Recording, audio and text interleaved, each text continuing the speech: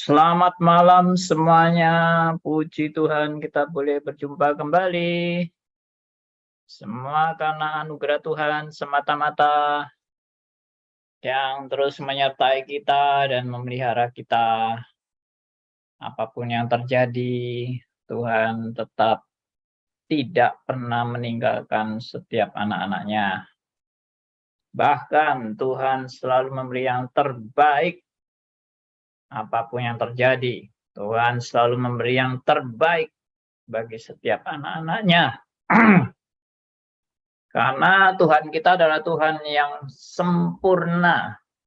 Tuhan yang tidak pernah meninggalkan kita, Tuhan yang rencananya juga sempurna, tindakannya juga sempurna, semuanya sempurna. Tidak ada yang bercacat dalam segala rencana Tuhan dan segala sesuatu yang terjadi, tidak ada yang tercacat. Puji Tuhan. Oke, ini agak terlambat, maaf karena tadi saya bergabung dengan grup lain yang sedang membahas tuntutan keadilan ya dalam satu kasus, ya itu orang Kristen dan orang Kristen saling ya kurang baik lah, kesaksiannya itu kurang baik. Tapi ya saya harap melalui apa yang saya sampaikan di sana semuanya boleh sadar ya. Sadar apa yang kita lakukan itu antara orang Kristen dan orang Kristen tuh mestinya sudah ngerti cara-cara yang benar itu bagaimana. Jangan sampai kita jadi orang Kristen memakai cara orang yang tidak beriman. Itu malah bikin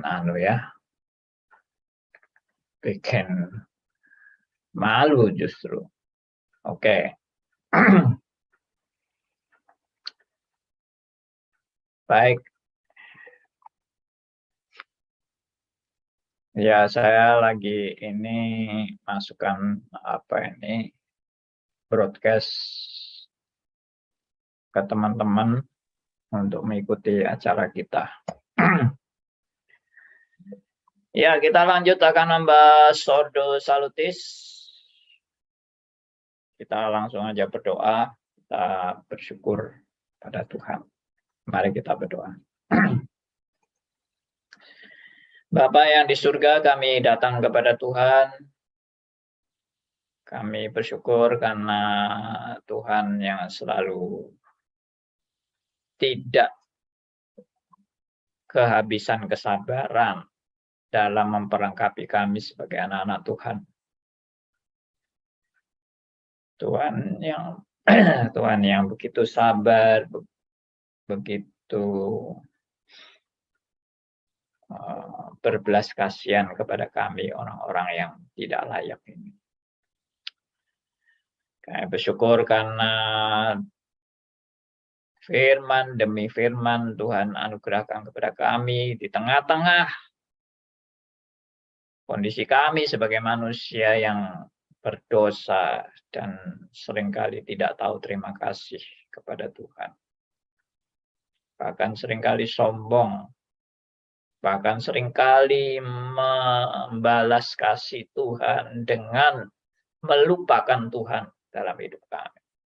Ampuni kami, biarlah kami terus belajar dan belajar untuk mengutamakan Tuhan di atas segala-galanya dalam hidup kami.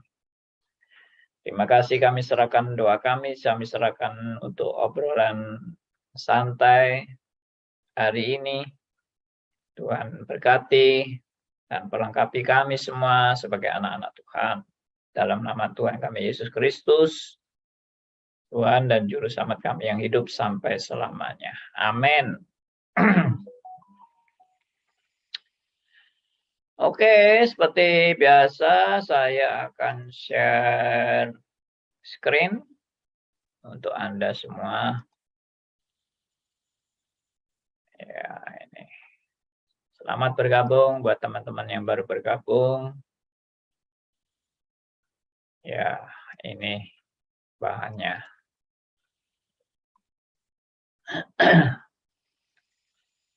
Ya, ada yang baru masuk ini. Ordo Salutis.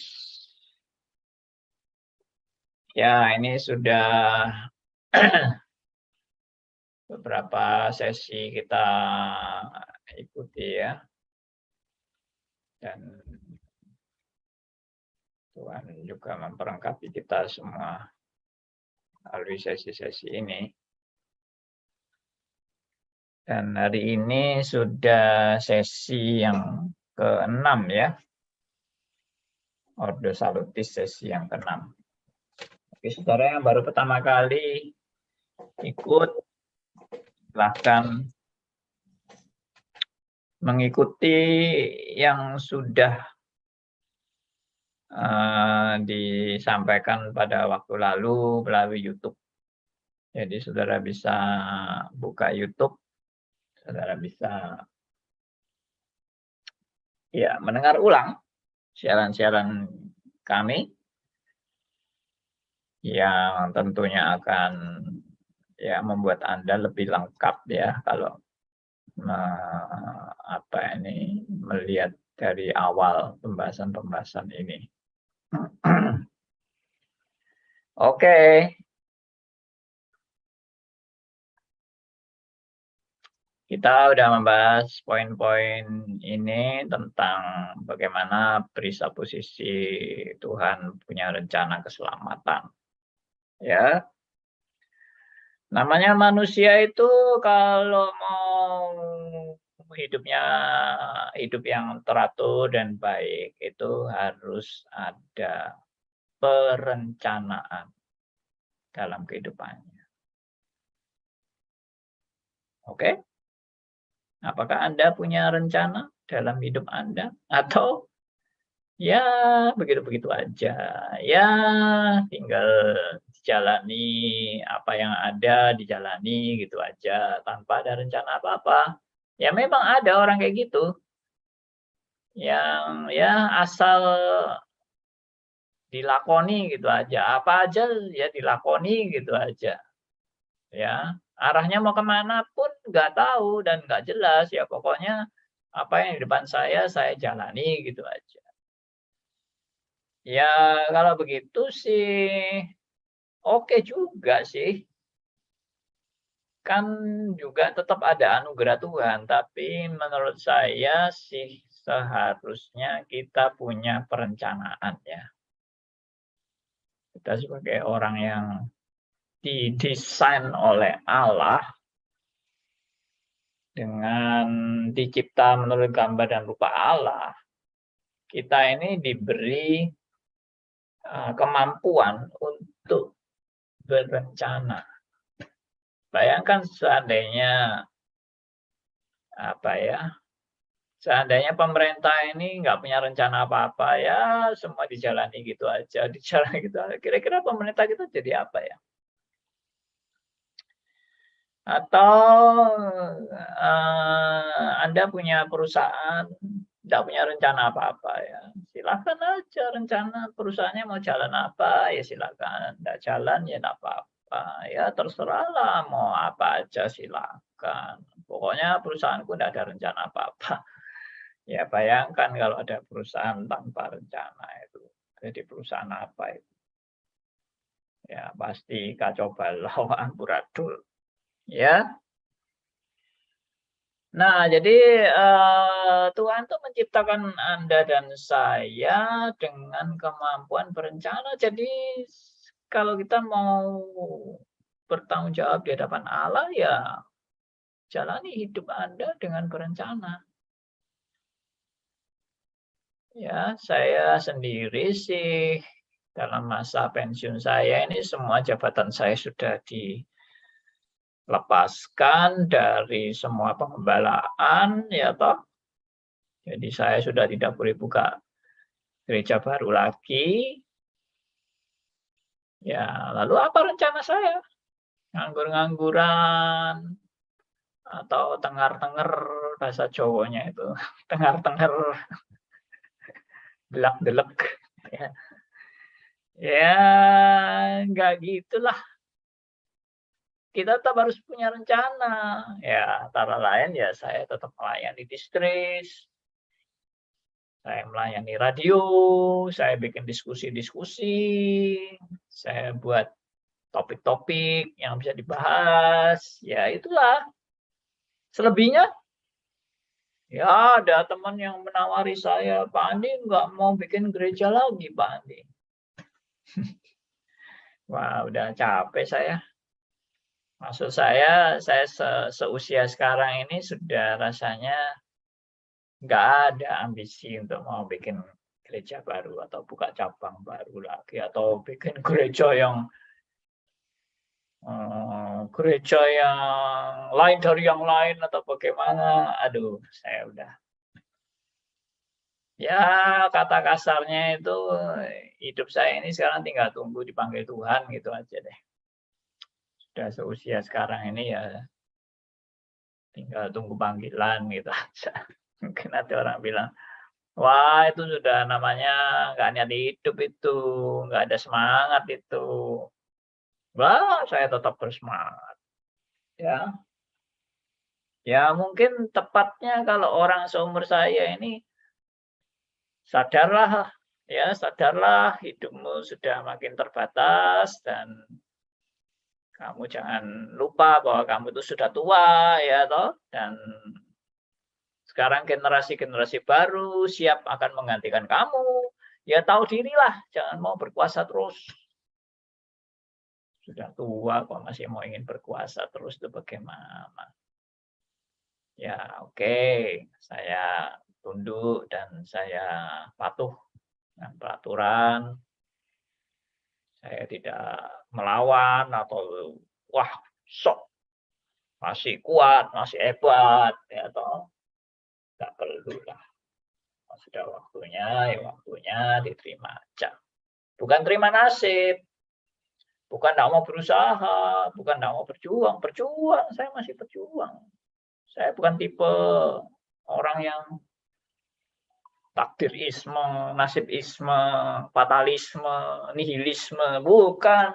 Saya justru ngajar itu tindakan-tindakan aliran-aliran yang nggak benar itu kayak gitu. Ya, demikian. Jadi saya mementingkan dalam Ordo Salutis ini perisa posisi, yaitu memahami keberadaan Allah di dalam berencana. Jadi Anda kalau mau tahu bagaimana Allah berencana, Anda mesti kenal keberadaan Allah sendiri itu bagaimana. Karakteristik Allah, atribut-atribut Allah, Anda harus paham. Kalau Anda nggak paham atribut Allah, ya Anda pikir rencana Allah itu bagaikan Anda sendiri yang berencana. Nah, itu sudah fatal itu, justru fatal itu Anda itu. Anda kalau sudah memikirkan Allah itu sama dengan Anda, itu fatal. Kenapa fatal? Ya karena Allah bukan Anda dan Anda bukan Allah. Jangan menyamakan. Meskipun kita diciptakan menurut gambar dan rupa Allah, tapi tidak berarti Allah sama dengan manusia atau manusia sama dengan Allah. No. Gambar dan rupa Allah, tapi tidak berarti sama lalu selevel, sederajat, ngawur. Ya. Kenapa? Ya karena Allah tetap pencipta. Anda dan saya tetap ciptaan. Antara pencipta dan ciptaan pasti sangat-sangat jauh gapnya. Meskipun Allah tetap punya keinginan membina relasi dengan anak-anaknya. Ya. Allah itu jauh tapi dekat. Allah itu dekat tapi jauh. Nah, itu namanya paradoks, ya. Oke, jadi Allah berencana bagaimana? Oh, kalau Allah berencana itu tidak kayak Anda berencana. Kalau Anda berencana itu rencana Anda itu rencana uji coba, ya, trial and error itu rencana Anda. Dan saya sebagai manusia yang tidak langsung bisa mempunyai rencana semua sekaligus sempurna dan tidak ada salahnya. Nggak mungkin lah. Sehebat-hebatnya manusia, sepinter-pinternya, sejenis-jenisnya, manusia itu tidak ada kemampuan memprediksi ke depan 100% pasti benar. Ya kan? Ada seorang peramal. Ini zaman sudah berapa belas tahun yang lalu mungkin. Peramal ini terkenal, hebat, ramalannya tepat.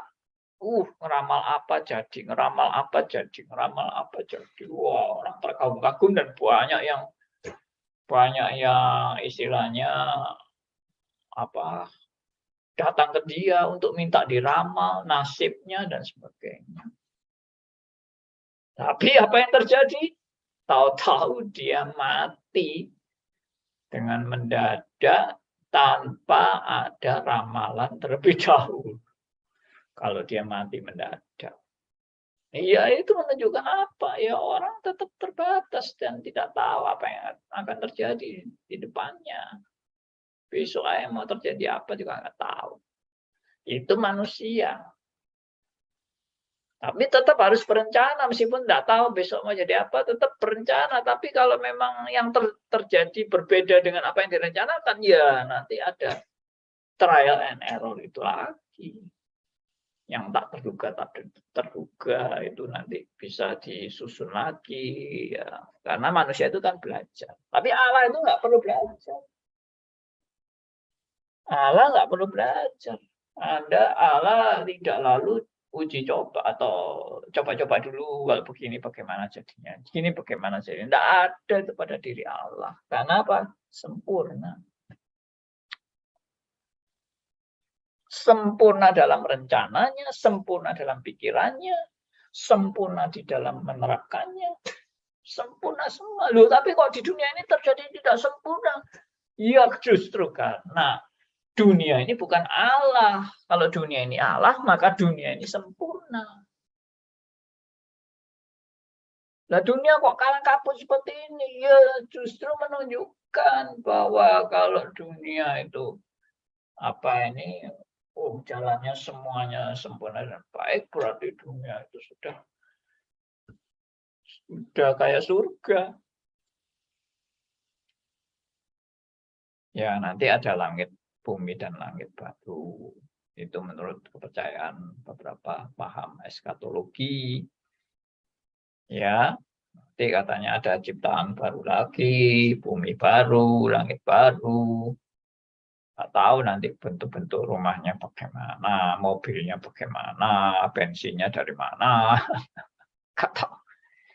Ya, itu sudah di luar pembicaraan. Jadi, tapi yang pasti Tuhan itu rencananya sempurna. Tuhan itu tidak bisa salah. Tuhan itu tidak ada yang nggak tahu. Maha tahu. Ya, maha sempurna, maha kuasa. Ya. Maha ada. Di mana-mana Allah ada. Tidak ada yang Allah tidak tahu. Wah, itu semua itu pasti akan berpengaruh dalam Ordo Salutis ini. Ya. Makanya kita dalam doktrin reform, saya kasih contoh ya, misalnya doktrin reform itu percaya sekali selamat, tetap selamat. Loh, ini dari mana ini keyakinan ini? Ya dari Alkitab. Tapi ini juga berasal dari, bukan berasal, ini juga berjalan di dalam suatu presupposisi yang benar. Sekali selamat, tetap selamat. Anda coba berpresupposisi logika yang benar, ya, logika yang biblikal. Kalau Allah mau menyelamatkan orang, dan Allah sudah tahu dia bakal nggak selamat, emangnya keselamatan itu dibuat main-main? Sudah dikasih, lalu akhirnya dikembalikan lagi. Sudah diberikan, akhirnya nggak jadi, batal. Nah, kalau Allah itu namanya Maha Tahu. Buat apa dia melakukan yang percuma? Buat apa dia melakukan yang akhirnya tidak ada hasilnya? Buat apa? Buat apa dia memberikan anugerah keselamatan kepada orang-orang yang akan binasa? Aneh kan? Tapi Alkitab juga bilang, kalau kamu sekali diselamatkan, seterusnya akan diselamatkan. Nah, ini maksud apa? Doktrin keselamatan, ekostris. Kalau mau belajar itu. Di dalam doktrin keselamatan pasti diajarkan sekali selamat tetap selamat. Lalu bagaimana itu dasar-dasar sekali selamat tetap selamat? Makanya jadi orang Kristen belajar. Loh Pak, tapi kan ada juga ajaran yang mengatakan keselamatan bisa hilang. Ya, mana yang benar? Keselamatan bisa hilang atau keselamatan selama-lamanya? Mana yang benar? Belajar. Jangan males jadi orang Kristen nggak mau belajar. Cuma maunya dapat jawaban-jawaban instan. Sekali selamat, selamat. Kita tidak mungkin binasa lagi. Dasarnya apa? Wah, itu nggak tahu saya dasarnya apa. Pokoknya sekali selamat tetap selamat lah, itu namanya teologi pokoknya. Ya. Puji Tuhan ya, stris sudah berlangsung dan ini kesempatan terakhir untuk Anda daftar. Ya, minggu ini sudah final. Jadi bagi yang mau ikut stris, silakan masih bisa daftar. Saya anjurkan untuk daftar. Dan host nanti kasih linknya ya. Baik di YouTube, baik di Zoom, kasih linknya. Daftar stris. Puji Tuhan ya, yang sudah daftar, saya dapat laporan katanya sekitar berapa itu? Saya kok lupa. Coba nanti infokan, tolong kalau ada host yang sedang standby, tahu jumlah mahasiswa stris semester ini berapa. Kalau tidak salah, 205, Pak. 205 ya. Puji Tuhan. Puji Tuhan ya. Lebih banyak dari semester lalu. Semester lalu 180-an lebih. Sekarang 200 lebih. Ekostris ya. Saya bukan gombal ini. Nawar-nawari Anda dengan tawaran-tawaran gombal. Enggak. Anda ekostris pasti Anda akan diperlengkapi dengan doktrin-doktrin yang bertanggung jawab ya, yang kembali kepada Alkitab, back to the Bible. Dan tidak usah ribut dulu. Dari mana Pak taunya doktrin ini back to the Bible? Ikuti aja nanti Anda tahu. Kalau kita benar-benar back to the Bible. Dan saya bisa buktikan doktrin-doktrin, banyak doktrin-doktrin lain yang ngawur, yang tidak back to the Bible, tapi ngaku-ngaku back to the Bible. Tapi ngawur. Ya, banyak pendeta sekarang ngajari oneness, menolak Allah Tritunggal dan mengatakan yang benar adalah oneness, Allah hanya satu dan Allah Tritunggal itu hanya ciptaan manusia. Ini pendeta sok bergaya apa ya, menolak Allah Tritunggal, sepertinya sok jagoan. jagoan bisa menolak teori Allah Tritunggal lalu bikin teori sendiri. Teori oneness itu juga bukan teori baru. Tapi dia nggak tahu bahwa sudah dikutuk oleh gereja. Teori-teori Sabellianisme, teori oneness, dan sebagainya sudah dikutuk oleh gereja ya ribuan tahun yang lalu.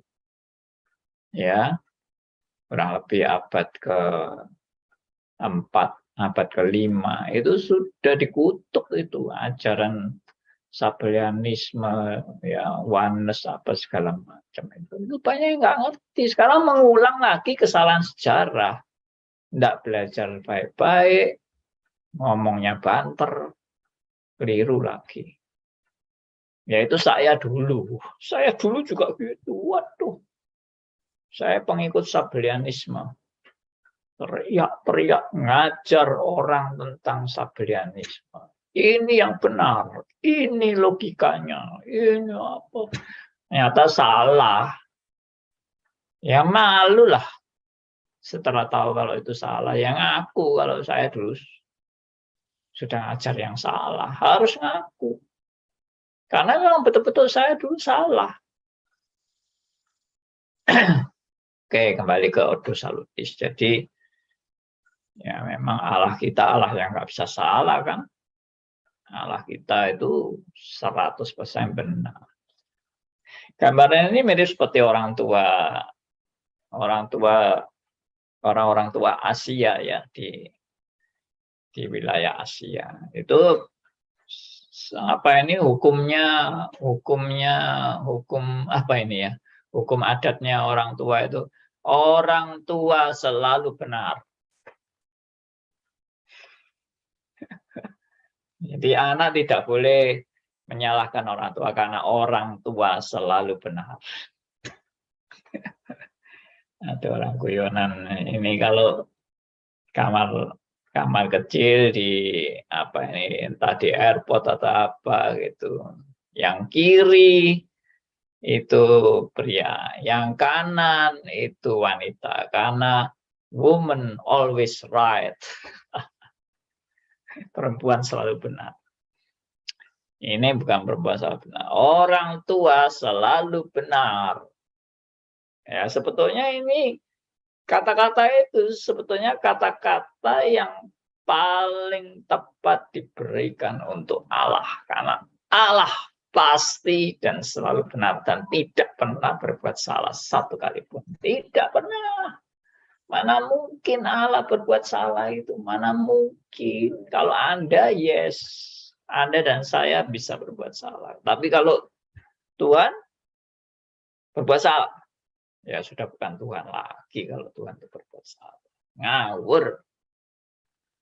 Ya, kalau rasulnya bisa salah, bisa. Rasul-rasulnya pasti salah. Nabi bisa salah, bisa. Nabi juga manusia biasa, bisa salah. Yang nggak bisa salah siapa? Hanya satu, yaitu Allah. Dan yang kedua adalah ciptaannya malaikat yang memang diciptakan untuk taat. Ya, taat 100%. Itu ciptaan Tuhan. Tapi apakah nggak bisa salahnya malaikat sama nggak bisa salahnya Allah? Sama? Enggak ada sama. Nggak bisanya Allah itu dalam kebisaan Allah itu adalah dalam kemahakuasaan dan kesempurnaannya. Tapi kalau kebisaan malaikat adalah dalam keterbatasan sebagai ciptaan untuk mentaati Allah yang sejati. Itu dalam keterbatasan untuk mentaati. Ya memang dia tanda petik sempurna dalam mentaati apa yang menjadi kehendak Allah dalam hidup atau yang diperintahkan kepadanya. Tapi sebagai hamba, kalau Allah sempurnanya sebagai Tuhan, malaikat ya ketaatannya sebagai hamba. Itu. Oke. Makanya presupposisi itu penting. Kalau Anda itu sudah pegang presupposisi yang benar, wah ngomongnya akan lebih lancar, cara berpikirnya akan lebih jelas, ya. Itu kalau kita sudah punya presupposisi yang benar, sudah nggak muter-muter lagi, nggak langsung cus kena sasaran, ya. Karena presupposisinya udah benar, udah jelas, gitu loh. Oke ya. Jadi masalah ordo salutis itu bukan masalah respon Anda, ya.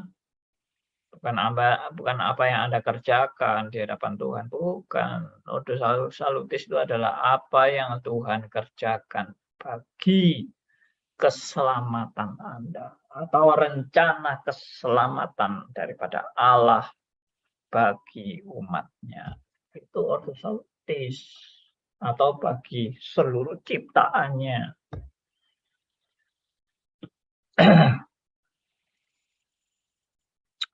Jadi ini bukan soal sampai level berapa kedudukan rohani seseorang dalam usaha mencapai kesucian hidup mendekati surga. Ada yang menafsirkan ordo salutis itu usaha manusia untuk mencapai surga, tingkatan-tingkatan keselamatan, dia sudah sampai level berapa. Oh, ini sudah level mendekati puncak. Ya, mungkin mirip-mirip seperti teorinya Buddha itulah. Untuk mencapai kesucian hidup itu ada tahapan-tahapannya. Sampai tahapan sekian, dia sudah sucinya sekian, tahapan naik lagi, lebih suci lagi, naik lagi, lebih suci lagi, nanti ada sampai naik sampai paling puncak sucinya. Kalau orang Kristen bagaimana?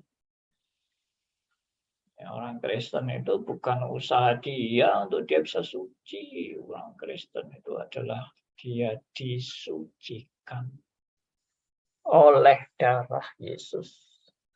Disucikan, bukan dia mampu suci.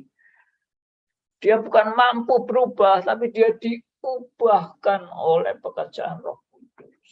Ya, lain loh ya. Aku yang berubah atau aku yang diubahkan. Ya mungkin lagu aku berubah itu asal dimengerti dengan benar nggak apa-apa lagunya. Aku berubah, sungguh berubah. Ya, saya enggak hafal kata-kata itu lanjutannya. Waktuku apa? Waktuku percaya gitu ya. Ya. Itu lagu zaman saya mahasiswa itu. Aku berubah. Tapi sebetulnya yang benar aku diubahkan, bukan aku yang berubah. Bukan aku yang berusaha berubah. Aku diubahkan. Aku diubahkan. Gitu. Oke. Jadi ini bukan soal pekerjaan usaha kita, ini adalah pekerjaan Allah yang beranugerah kepada orang-orang pilihannya, yang beranugerah kepada orang-orang pilihannya. Oke. Ordo salutis bukan soal apa yang dikerjakan manusia sehingga terjadi anugerah Allah, tapi tentang apa yang sepenuhnya dikerjakan Allah. Ya, tadi sudah. Untuk mengenapi misi kerajaan Allah serta menyediakan anugerah khusus bagi umat pilihannya. Nah, perhatikan ya. Berkaitan dengan menggenapi misi kerajaan Allah serta menyediakan anugerah khusus bagi umat pilihannya. Jadi sebetulnya misi siapa yang sedang berlangsung di sini, di dalam ciptaan Allah ini? Itu adalah misi kerajaan Allah.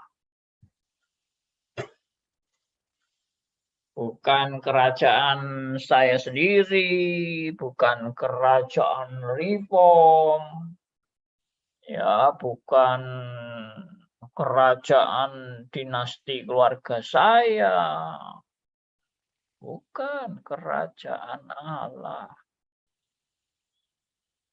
Saya sungguh bersyukur ya waktu saya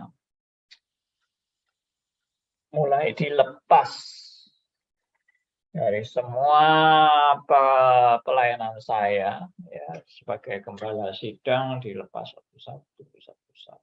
Saya bersyukur untuk mengalami pengalaman dilepas dari pelayanan-pelayanan saya. Itu bagi saya pengalaman yang sangat berharga sebelum saya mati. Karena mungkin waktu kalau saya mati, saya masih pegang ini, terus saya mati, terus, yang saya pegang langsung,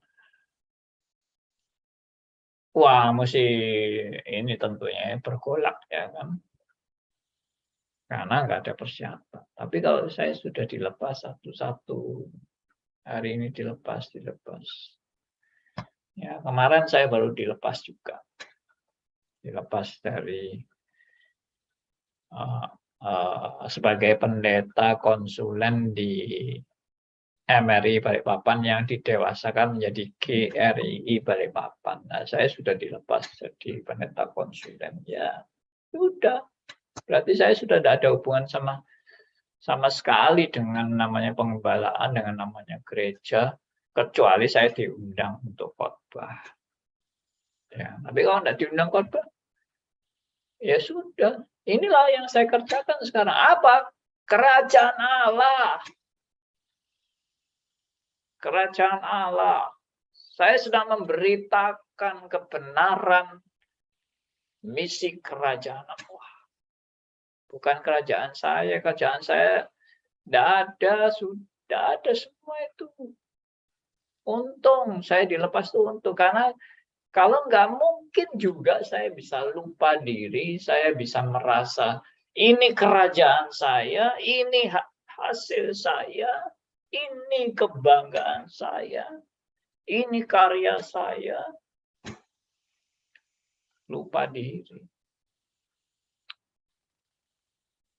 Jadi pengalaman yang indah itu untuk bisa dalam masa-masa yang justru masih segar ini, saya mengalami dilepas satu-satu itu, saya malah bersyukur. Saya belajar untuk menyadari ini semua bukan pekerjaan saya. Ini semua adalah pekerjaan Bapa di surga. Ini semua bukan milik saya. Ini semua adalah milik kerajaan Allah. Itu yang saya betul-betul belajar dari peristiwa ini. Bukan lalu setelah saya dicopoti satu-satu, lalu saya marah, saya dengki, saya benci dengan keadaan seperti ini, saya enggak terima. Ya, enggak. Saya sudah belajar siap menghadapi semua ini. Karena khotbah-khotbah saya dari dulu juga, ingatlah bahwa kamu itu hanya hidup sementara. Sama itu. Ingatlah, semua yang kamu miliki hanya pinjaman saja.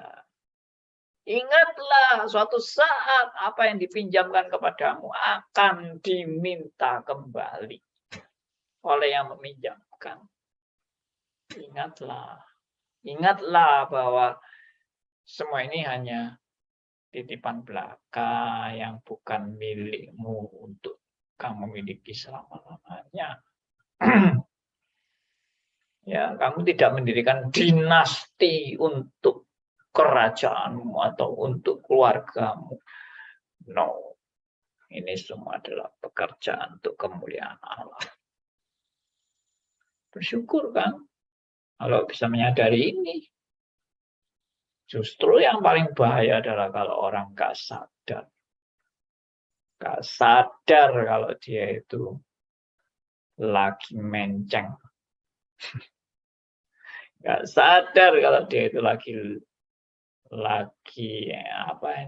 dikuasai kearoganan.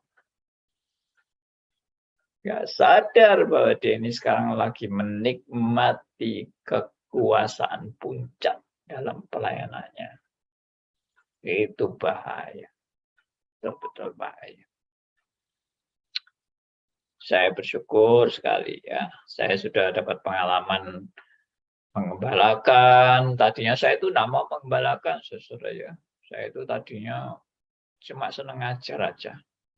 Saya memang dari dulu tuh senangnya ngajar terus. Tapi dalam situasi dan kondisi yang betul-betul saya tidak bisa lari dari panggilan ini ya, panggilan pengembalaan waktu itu ya.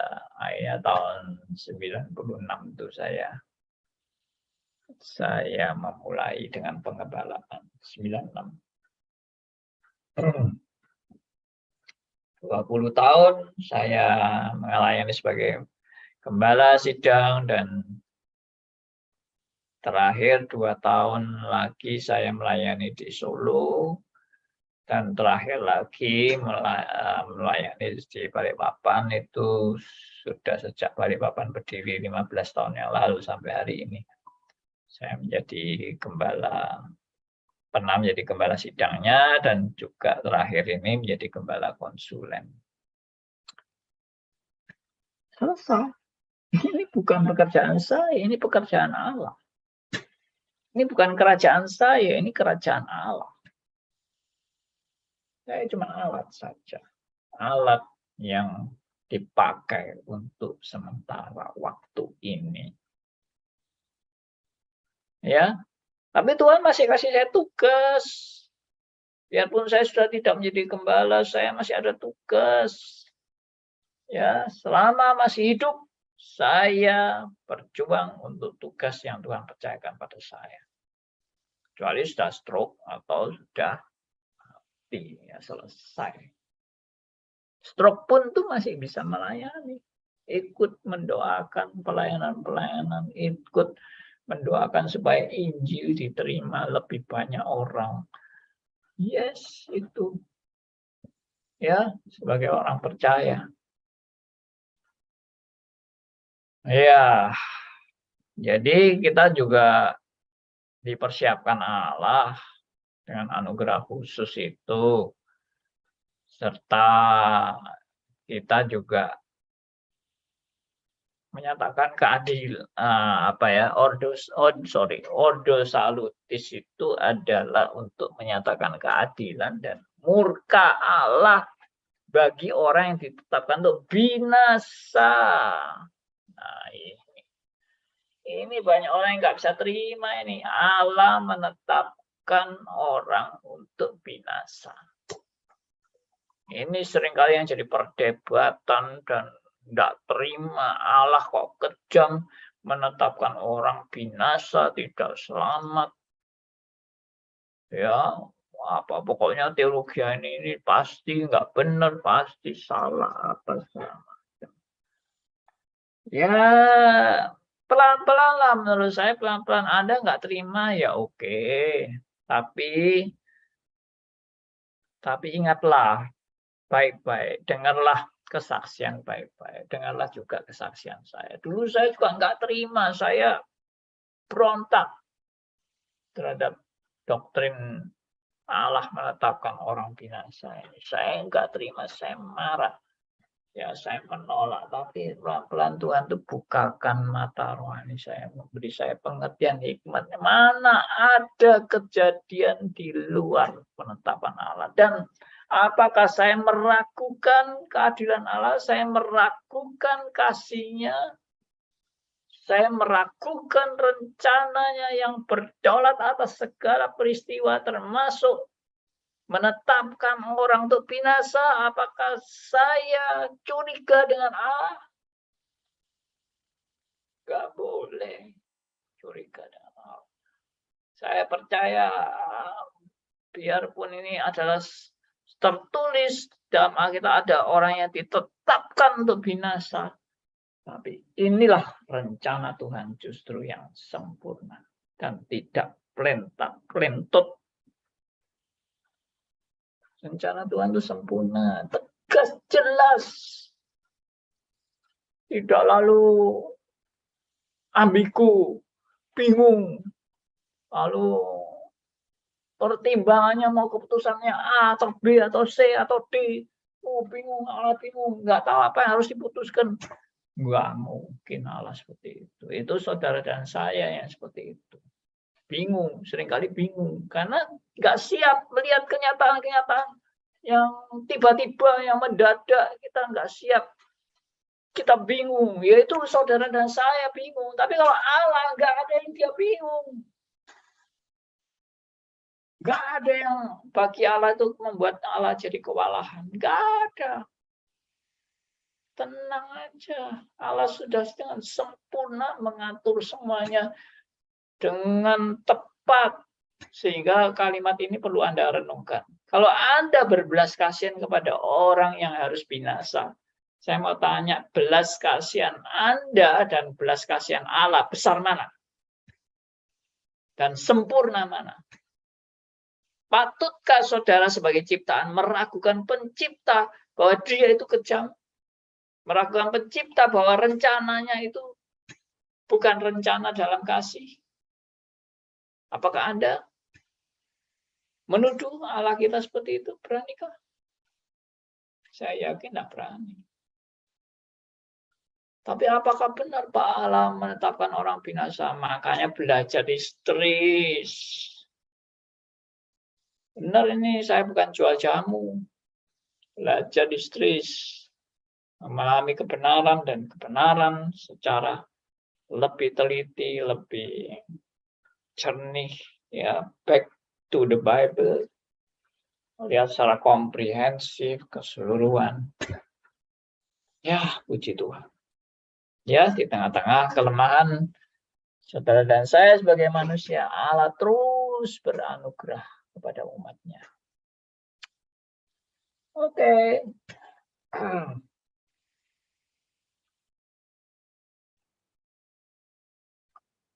Apa yang sepenuhnya dikerjakan Allah sebagai anugerah bagi umat pilihannya?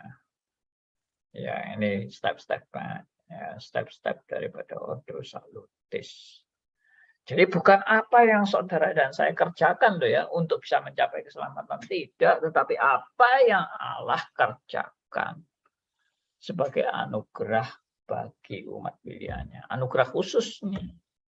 Apa yang Allah kerjakan sebagai anugerah khusus bagi umat pilihannya.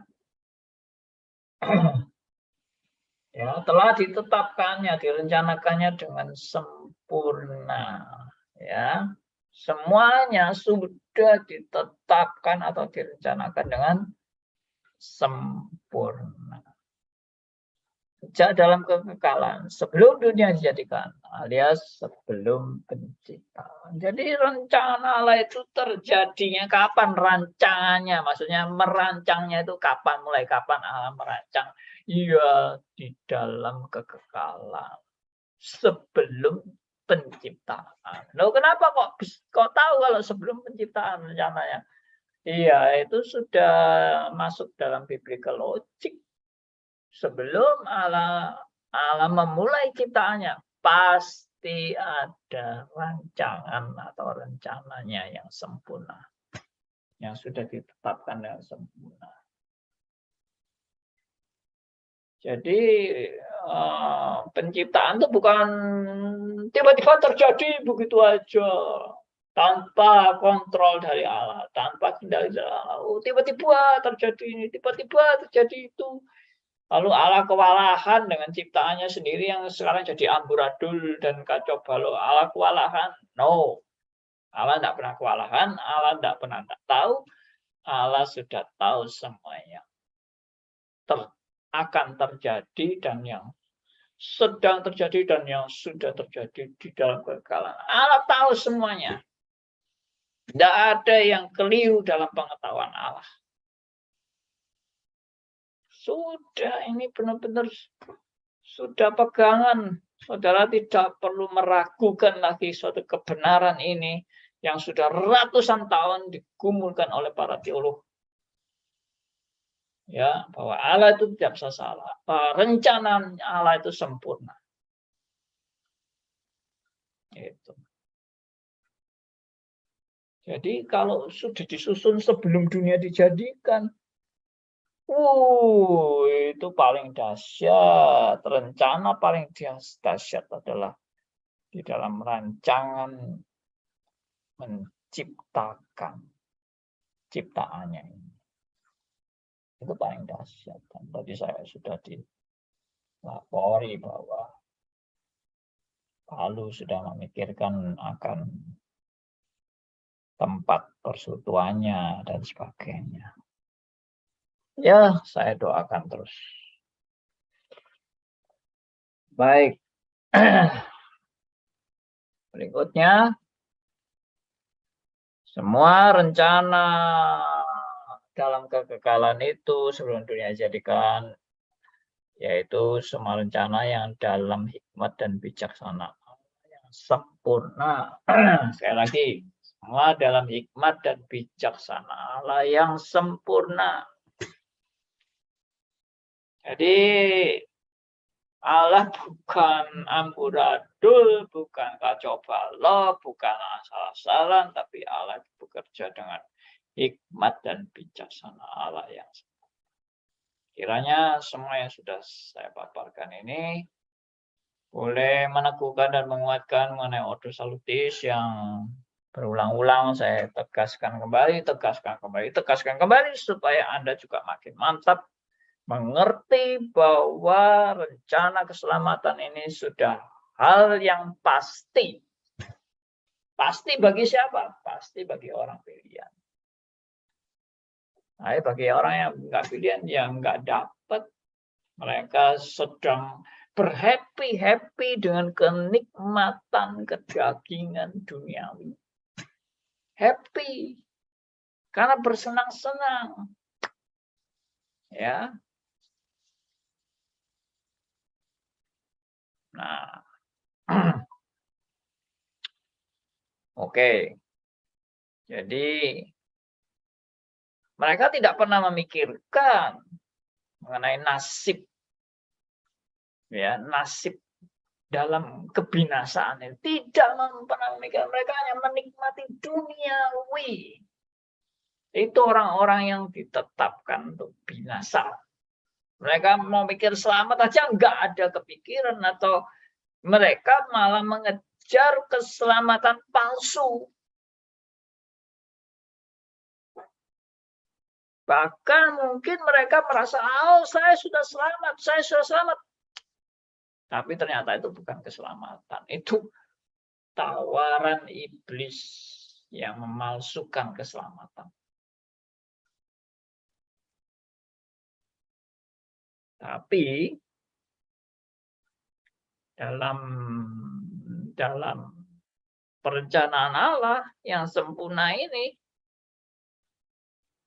semua sudah ditetapkan dengan tanpa cacat celah, tanpa ada kesalahan, error sedikit pun. Tidak ada error sedikit pun, tidak ada kesalahan sedikit pun. Tidak ada.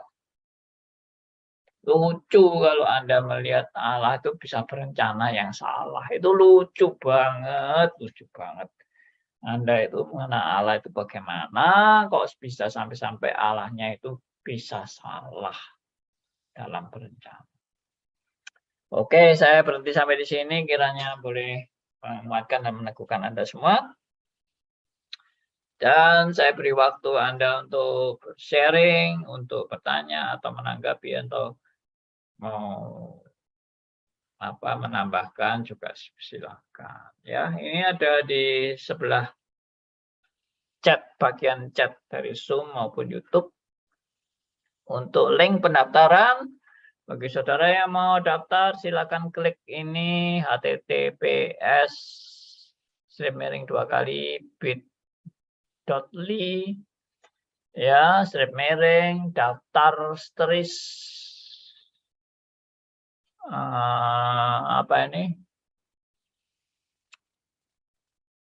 semester stris genap 22 ya. Daftar stris genap 22 itu nanti klik itu muncullah Google Form, Anda mengisi formulir, nanti dengan sendirinya otomatis Anda sudah terdaftar. Dan jangan lupa untuk mentransfer uang kuliah selama untuk 4 bulan. Ya, berapa biayanya 4 bulan? Oke. Oke, demikian teman-teman.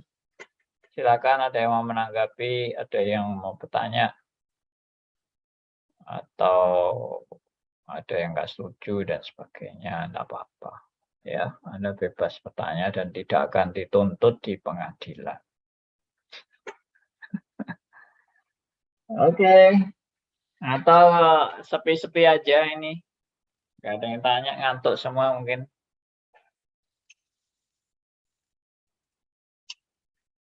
Silakan, siapa aja boleh menanggapi. Saya kasih, kalau tidak ada ya saya panggil satu-satu aja supaya menanggapi ya.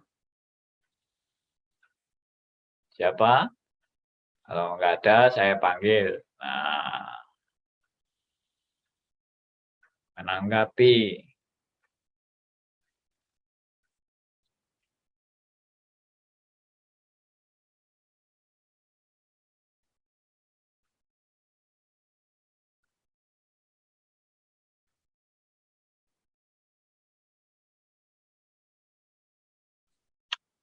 Saya mau tanya Pak, Silakan Pak Ari.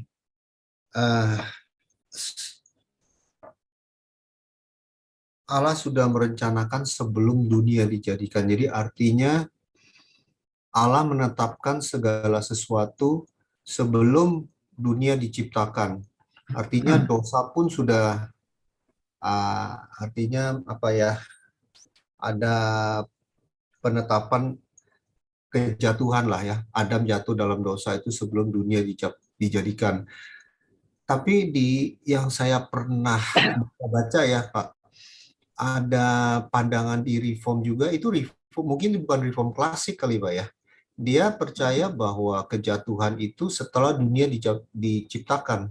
Jadi artinya penetapan itu setelah ada kejatuhan. Tapi itu reform juga katanya. Apa? Penetapan setelah kejatuhan. Iya, jadi penetapan itu setelah ada kejatuhan. Setelah Penetapan itu apa? jadi penciptaan, terus ada kejatuhan Adam dan Hawa. Baru ada Kejatuan penetapan itu, dosa. kejatuhan ditetapkan setelah kejatuhan. Laku aneh. Iya. Itu reform juga bukan Pak, tapi tulisnya reform ya. Tapi jadi reform udah terpecah menjadi dua gitu. Enggak, logikanya enggak masuk ya. Bagaimana itu bisa suatu ketetapan yang sudah terjadi? Mungkin karena mereka nggak mau terima bahwa Allah itu menetapkan orang untuk selamat, tapi yang tidak ditetapkan untuk selamat itu mereka tidak terima gitu. Itu dibiarkan Oh, istilahnya gitu loh. orang single predestinasi. Ya, mungkin single predestinasi. Ya, kalau menurut rekan saya, single predestinasi itu bukan reform. Bukan reform jadinya Pak ya. Iya, kalau betul-betul reform ya harus double. Ya. Iya. Oke.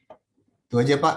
Makasih Pak. Iya, memang aneh ya kalau sampai bisa punya pemikiran kejatuhan itu ditetapkan setelah terjadinya kejatuhan. Aneh, itu namanya bukan ketetapan, itu hanya Allah jadi penonton itu namanya. Allah bukan menetapkan, Allah cuma menonton itu. Menonton terjadinya kejatuhan, bukan menetapkan. Ya. Ya. Memang secara logika manusia sendiri nggak masuk sih. Iya, Secara logika biasa ya. iya betul. Cuma yang seringkali jadi pertanyaan itu kan, kenapa kok Allah menetapkan kejatuhan? Nah, itu perlu masuk stres. Kalau tanya, kenapa kok Allah menetapkan kejatuhan? Apa Allah itu pengangguran? Apa Allah itu memang suka bikin susah-susah? Ya, problem maker, Allah sebagai problem maker. Ya, makanya ikut stres, nanti baru paham. Ya, Ya, Pak. oke. Ada yang lain yang mau tanya? Siapa? Ayo, jangan sungkan. Kelihatannya kalau sudah jadi orang reform malah sulit bertanya. Dulu sebelum reform, tanyanya A, B, C, D, E, F, G, sampai Z. Tanya semua sebelum reform. Tapi setelah reform, mau tanya apa ya? Malah bingung. Karena semua sudah terjawab. Malam, Pak Andi. Malah Martin. Pak Andi, awal-awal adalah salib, ya Pak Andi ya. Bahkan sebelum kejatuhan manusia pun salib sudah ada di dalam perencanaan Allah. Yes. Nah, yang saya tanyakan antara salib itu dengan penciptaan manusia, siapa duluan, Pak? Ya tetap salib lah. Sentralnya adalah salib. Ya kan? Tapi sebetulnya nggak benar. Kalau ditanya siapa yang duluan itu nggak benar. Karena saya kan sudah bilang toh dalam sesi yang lalu, penetapan Allah itu sebetulnya sekaligus. Nggak ada urutan habis ini, habis ini. Habis itu ini, habis ini itu. Nggak ada itu. Karena apa? Karena Allah itu melihat segala sesuatu itu secara sekaligus, langsung bersama-sama. Penetapannya itu apa itu namanya? Sekaligus itu apa sih? Saya kok lupa. Seutuhnya, Pak. Hah? Seutuhnya, bukan? Bukan. Sekaligus bersama-sama. Ditetapkan semuanya. Berbarengan. Itu ya. Apa itu istilahnya? Ada istilah canggihnya itu berbarengan. Seketika. Seketika. Ya masih istilah biasa itu seketika itu. Lupa saya. Saya lagi lupa istilahnya apa itu. Berbarengan itu. Simultan bukan? Simultan Pak, ya. Artinya nggak ada timeline waktu itu, Pak. Bahasa Inggris. Iya memang. Allah Terus? itu, pikiran Allah itu tidak kayak kita berpikir. Kita berpikir itu melalui proses. Allah berpikir tanpa proses. Atau karena pada waktu itu waktu emang masih belum ada, Pak ya? Ada waktu, kerajaan surga punya waktu sendiri, tapi beda waktunya sama kita. Iya kan? Yaitu yang namanya 1000 hari, 1000 tahun sama dengan 1 hari. 1 hari sama dengan 1000 tahun. Ya berarti kan masih ada perbedaan waktu kan. Tapi waktu surga sama waktu kita itu ya beda. Makanya disebut kekekalan. Dalam surga itu, waktu surga itu waktu kekekalan.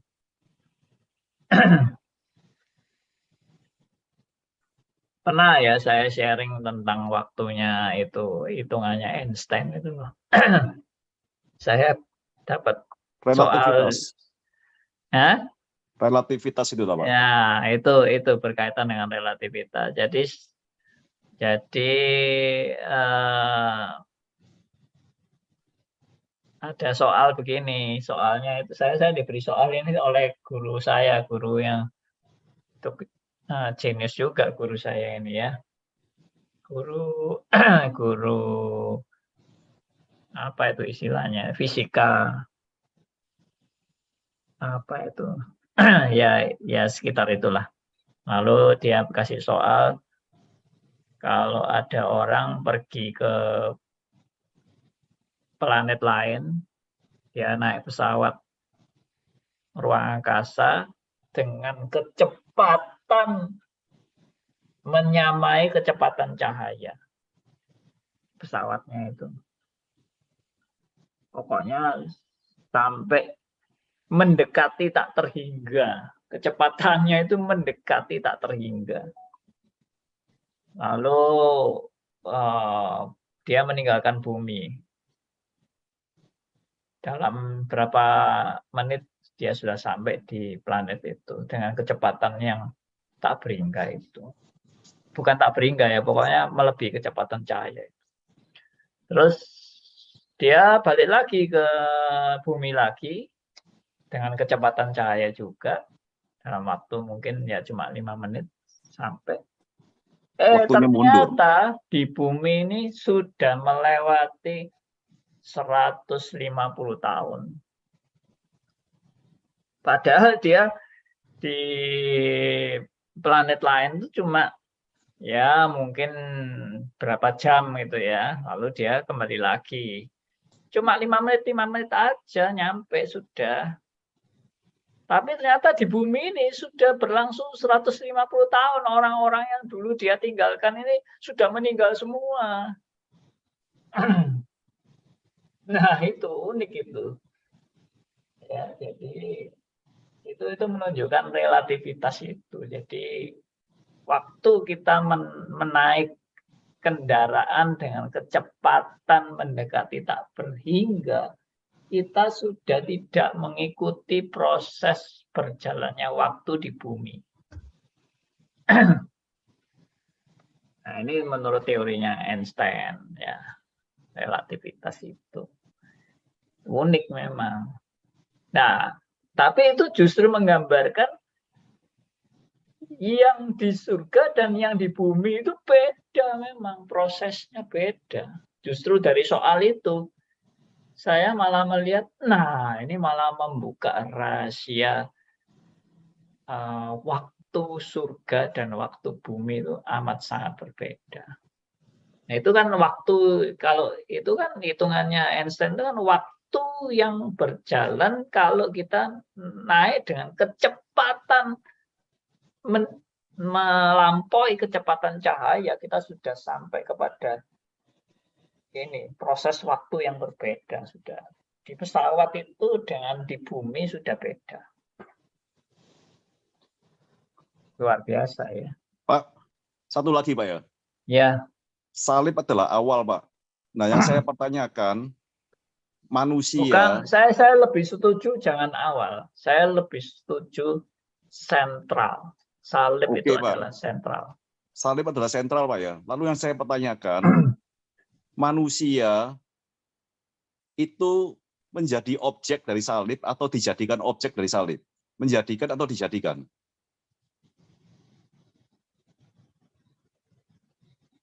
Manusia menjadikan salib itu objek atau? Bunda, salib kan emang sentral. Ya. Nah, manusia itu menjadi objek dari salib atau dijadikan objek dari salib? Waduh. Ya hampir sama toh. Waduh. Menjadi lain, objek sama dijadikan objek. Menjadi objek yang dijadikan objek. Maksudnya gimana? Jadi antara salib dengan manusia itu keterkaitannya seperti apa gitu loh Pak? Artinya gini Pak, salib itu ada, bicara salib itu ada, lalu yang menjadi objeknya itu baru manusia dimunculkan. Atau manusia itu emang dalam perencanaan ada, tapi setelah itu dijadikan objeknya untuk salib itu. Kayaknya yang lebih benar itu yang nomor 1 yang Pak Martin ngomong. Suaranya kok nggak jelas, Bu Willy? Kayaknya yang pertama yang Pak Martin ngomong bilang ada rencana dulu baru manusia yang jadi objek, begitu Pak?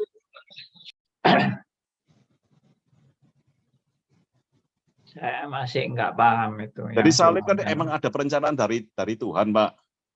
Ya pasti. Dari awal, dari sentralnya awal muasal. Nah, iya pasti. Lalu objeknya itu, lalu Tuhan bikin manusia. Itu namanya proses.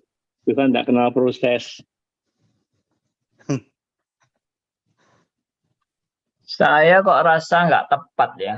Kalau Iya. manusia itu dijadikan objek, karena manusia itu bukan barang. Manusia itu oknum. Dan manusia termasuk tanda petik juga sentral dalam rencana Allah sebetulnya manusia itu. Ya, karena diciptakan menurut gambar dan rupa Allah. Menurut saya begini, jadi bagaimana manusia itu bisa bertumbuh mencapai sasaran Allah yang sempurna, yaitu melalui salib. Kalau nggak ada salib, manusia nggak bisa bertumbuh. Apa bertumbuh apa manusia? Kalau tanpa ada salib. Kalau manusia terus-menerus di Taman Firdaus, itu saya sudah membahas di manusia dan dosa. Seandainya tidak ada salib. Lalu manusia terus-menerus di Taman Eden. Nggak ada pertumbuhan apa-apa manusia di Taman Eden itu. Nggak akan pernah mengerti kasih Allah yang luar biasa yang mau mengorbankan anaknya itu nggak ada. Dan manusia pun tidak pernah mengalami yang namanya ketidakberdayaan dalam keberdosaan. Itu nggak pernah paham itu. Nah, salib ini yang membuat manusia itu mencapai proses pertumbuhan yang dikehendaki Allah dengan sempurna. Ya, seperti itulah. Kalau saya menjelaskan, saya nggak pakai nama objek atau dijadikan objek atau menjadikan objek atau apa, saya nggak pakai istilah. Ya, Pak, Tapi saya juga setuju begitu. Karena nggak mungkin Tuhan menjadikan kita sebagai objek.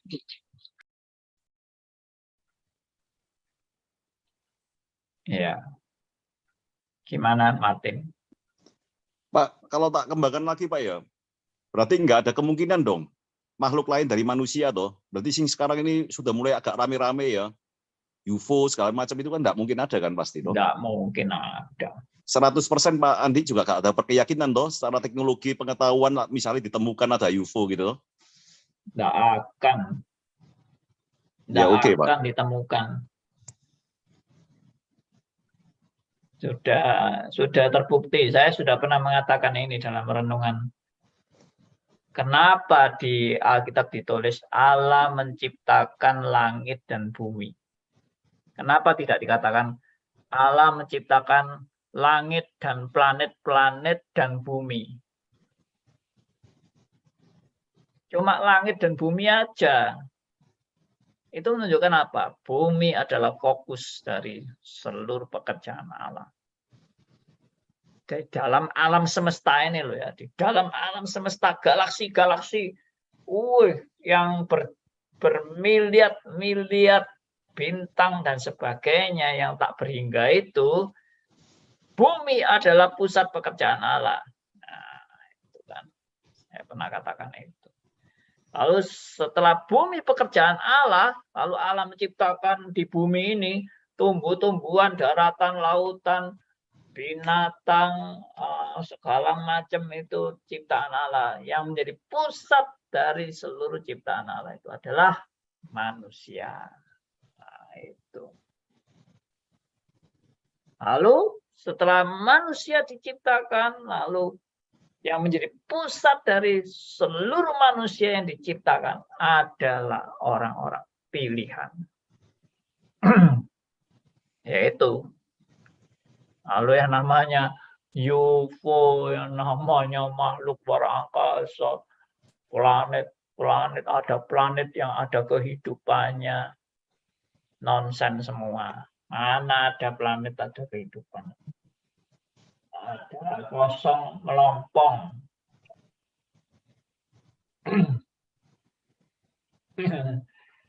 Ya, sampai sekarang pun tidak pernah ditemukan di suatu planet ada kadal atau ada cicak atau ada dinosaurus atau apa, tidak ada belas. Dengan satelit penjelajah planet-planet sampai ke ujung tetap tidak ditemukan adanya kehidupan. Oke. Pak Andi, Ya, Pak Tony. Pak, mohon penjelasan yang yang general, yang umum, dan yang simple. Kalau kita menjelaskan kepada orang mengenai predestinasi ini, mengapa Allah, apa tujuan sih Tuhan itu menetapkan orang-orang yang berdosa itu? Karena ya terus terang saya ikut serius juga ketika saya ditanya oleh anak saya jawab gini, ya saya cuma bilang, ya Tuhan sudah tetapkan dan Allah Maha tahu. Dia bilang, wah masa begitu Papi? Nah jadi bagaimana ya kira-kira menjelaskan? Jadi memang sih bagi kaum awam, ya kadang-kadang agak sulit mengerti, masa Allah menetapkan orang-orang yang tidak dipilih? Masa Allah menetapkan ini? Nah ini kira-kira mohon Pak Andi bisa memberikan penjelasan yang, ya saya cuma bilang ya kayak kita di sini ya itu hak prerogatif Tuhan aja. Tapi saya tahu harus menjelaskan bagaimana ya kira-kira secara umum bagi Jadi orang yang awam. pertama, periksa posisi kita terhadap semua penetapan Allah, karena Allah kita itu Allah sempurna. Maka dia menetapkan sesuai dengan rencananya yang sempurna. Jadi Allah bukan rencananya amburadul, kacau balau, nggak jelas dan sebagainya. Pasti ada rencana dan rencananya itu pasti yang perfect, yang the only one perfect juga. Hanya satu-satunya yang perfect dari rencana Allah dan tidak ada rencana yang lain. Itu yang pertama. Yang kedua, rencana Allah, kalau kita lihat di dalam prinsip-prinsip Alkitab, adalah untuk satu hal, yaitu apa? Untuk kemuliaan bagi Allah sendiri. Jadi semua rencana Allah, ya termasuk manusia dosa, apa segala macam, itu tidak akan lepas daripada rencana Allah yang pasti, yaitu nama Allah dimuliakan melalui segala sesuatu. Termasuk adanya orang binasa, itu juga menyatakan kemuliaan Allah. Karena orang binasa maupun tidak binasa nanti pada akhir zaman semua akan bertekuk lutut dan mengaku bahwa Yesus adalah Tuhan. Lalu yang ketiga, kenapa kok ada orang ditetapkan binasa? Karena dengan ada ini, kalau secara secara biblical logic juga, bahwa dengan adanya dosa ini dan kebinasaan, orang yang dipilih akan makin menyadari betapa dahsyatnya anugerah Allah yang luar biasa itu. Saya pernah kasih satu logika ya, misalnya dalam satu kelas itu semua terdiri dari orang jenius, satu kelas itu. Maka yang jenius itu pun menjadi biasa. Karena semua sama-sama jenius di dalam satu kelas. Tapi kalau dalam satu kelas itu ada orang jenius dan ada orang yang enggak jenius, dan yang jenius itu cuma satu dua orang, maka orang baru mengerti kedahsyatan menjadi jenius. Tapi kalau semua satu kelas itu jenius semua, apanya yang dahsyat? Nggak ada yang dahsyat, semua biasa-biasa aja. Sejenius-jeniusnya orang, karena aku juga jenius, dia juga jenius, sama. Apanya yang dahsyat? Nah itu. Jadi dengan adanya dosa, makin nyatalah kemurahan Allah. Itu tertulis di Alkitab loh. Dengan adanya dosa itu makin nyatalah kemurahan Allah dan anugerah Allah. Ya. Karena kalau semua tidak berdosa ya apanya lagi namanya anugerah. Karena semua sudah selamat kok. Jadi nggak akan paham itu namanya anugerah. Sama seperti tadi saya sudah bilang, kalau tidak ada salib, manusia tidak akan pernah mengerti kasih Allah yang mengorbankan anaknya yang tunggal. Tidak akan mengerti itu. Besarnya kasih Allah sampai mau mengorbankan anak yang tunggal. Nggak paham itu kalau nggak ada kejatuhan dalam dosa. Tidak ada penebusan. Nggak akan paham. Ya, tidak akan terjadi Yohanes 3:16 karena begitu besar kasih Allah akan dunia ini sehingga ia mengaruniakan anaknya tunggal supaya barang siapa yang percaya kepadanya tidak binasa melainkan beroleh hidup yang kekal. Tidak ada ayat itu. Ya, jadi orang tidak akan paham. Tidak akan mengerti juga kasih Allah yang demikian dahsyat. Lalu ada yang mungkin bilang, wah kasihan ya Pak, orang-orang yang ditetapkan binasa, mereka hanya alat untuk kemuliaan bagi Allah, tapi mereka binasa, kasihan banget ya. Kita kasih himbauan orang-orang yang ngomong kayak gitu, jangan sekali-kali ngomong kayak gitu. Kenapa? Karena lebih besar mana kasihan Allah kepada manusia daripada kasihannya Anda kepada manusia. Jadi kita tidak boleh mengatakan itu seolah-olah saya lebih kasihan kepada orang binasa daripada Allah kasihan kepada orang binasa. Dengan kata lain, saya menuduh Allah itu sadis dan tidak berbelas kasihan. Saya lebih berbelas kasihan daripada Allah berbelas kasihan. Nah, itu sudah presupposisi yang salah. Saya harus tetap sadar bahwa Allah punya belas kasihan sempurna. Dan belas kasihan saya jauh lebih rendah daripada belas kasihan Allah yang sempurna itu. Cuma saya memang nggak paham. Gitu aja. Tapi yang saya harus tetap meyakinkan bahwa Allah pasti lebih berbelas kasihan daripada saya berbelas kasihan. Itu tidak usah pusing, jangan dipusingkan. Makanya kita sebagai manusia itu cuma bisa apa? Cuma bisa percaya bahwa apa yang Allah lakukan itulah yang terbaik. Itu yang the best, itu yang paling sempurna, dan itulah yang menyatakan segala kedahsyatan Allah. Termasuk kasihnya, keadilannya, kekuasaannya, kemahatauannya, ya, dan seterusnya. Ya, saya pikir sudah cukup ya. Penjelasan saya ini boleh memperlengkapi teman-teman semua, terutama tadi Pak Sony yang bertanya juga. Terima kasih Pak Andi. Terima kasih Pak Sony. Oke, sudah hampir jam 9, kurang 2 menit. Masih ada lagi? Kalau tidak ada, saya akan selesai sampai di sini ya. Kalau ada teman-teman, ya puji Tuhan. Kalau ada teman-teman yang mau lihat ini, tadi saya ikut memberikan ya pandangan lah tentang orang Kristen dan orang Kristen yang saling menggugat ya, malah pendeta dan pendeta. Itu saya menasihati supaya ya jangan seperti itulah. Itu mempermalukan Kristen sendiri.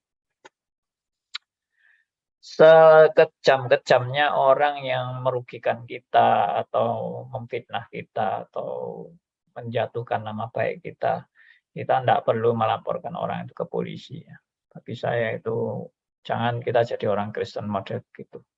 Kecuali ada kasus kriminalitas seperti pembunuhan, ya, perampokan atau pemerkosaan dan sebagainya. Nah, itu lain. Tapi kalau perselisihan antara anak-anak Tuhan, ya sebaiknya diselesaikan secara iman Kristen yang benar. Demikian teman-teman, kita bersyukur atas anugerahnya. Kita akan tutup dalam doa ya. Saya boleh minta ini deh.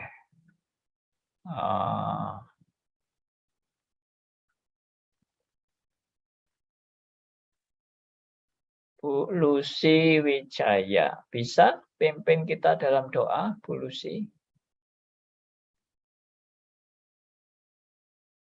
Ya, mungkin belum siap ya, Bu Lucy. Atau mic-nya nggak bisa dibuka. Coba, Bu Lucy bisa buka mic nggak? Oh, nggak bisa. Oke, kalau nggak ada, saya minta ini aja deh, yang tadi bertanya ya. Pak Martin ya, tutup dalam doa ya, Pak Martin. Oke, Pak. Ya, teman-teman, mari kita bersatu hati, kita masuk di dalam doa. Allah Bapa yang kami kenal di dalam nama Tuhan Yesus Kristus, betapa saat ini kami mengucap syukur dan terima kasih Bapa. Jikalau sekali waktu dalam hidup kami, pada malam hari ini Bapak, Engkau perkenankan kami itu untuk dapat mendengarkan firman yang telah disampaikan oleh Pak Andi. Bapak di surga, biarkan firman ini terus-menerus menggugah hati kami untuk mau belajar dan mau semakin hari semakin mau mengenal Engkau. Kiranya kemurahan-Mu sajalah Bapak yang membuka pikiran kami dan hati kami untuk menjadi semakin hari semakin rindu untuk mengerti akan kebenaran-Mu.